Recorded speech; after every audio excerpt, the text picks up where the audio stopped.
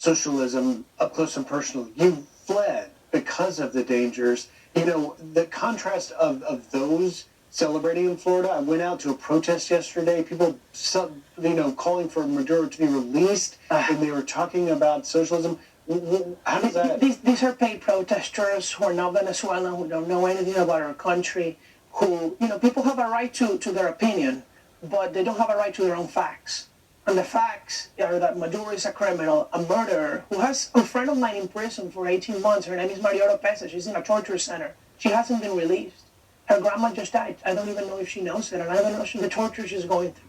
That is what Maduro did. That's what Delcy Rodriguez, the woman that's still in charge, did. So Delcy Rodriguez is the vice president that's now been sworn in, and she obviously was very close to Maduro and even has a history dating back to Hugo Chavez. What do we know? What do you know about her? Delcy and her brother, who is the president of Congress, we call them the Rodriguez siblings. They have been in charge of a lot of the country. They're criminals too, indicted, sanctioned by Trump and the U.S. for a long time. Their father was Jorge Rodriguez Sr., a terrorist Marxist guerrilla who in the 70s kidnapped an American citizen, William Niehaus, for 3 years.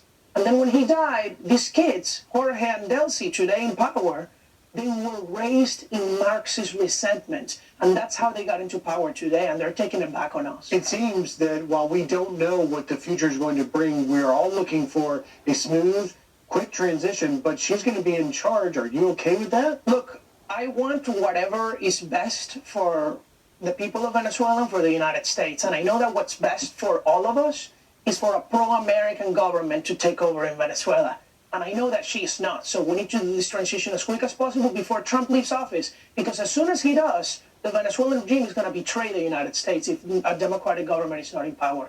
Daniel, Maduro and Celia, his wife, will go on trial here in New York City. Will you go to watch that? I hope we are allowed, because I will line up. I hate making lines. I had to make a lot of lines in Venezuela for food in my life. But I'm going to make this line no matter how long it is, because it's going to be a glorious moment of justice for all of us.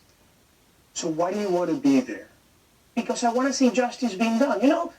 Trump could have killed Maduro, and I would have been okay with it, to be honest. But this is even better. He's enforcing the law. He's doing what's right. He's like putting him to shame, not by defeating him with more tyranny, but by defeating him with the rule of law, which is what we want. Wow. Daniel Martino, thank you for your perspective. It's unique and it's so important to this story. We appreciate it, and I hope you get in that courtroom. Thank you. Thank you, sir. More Fox and Friends Weekend, moments away.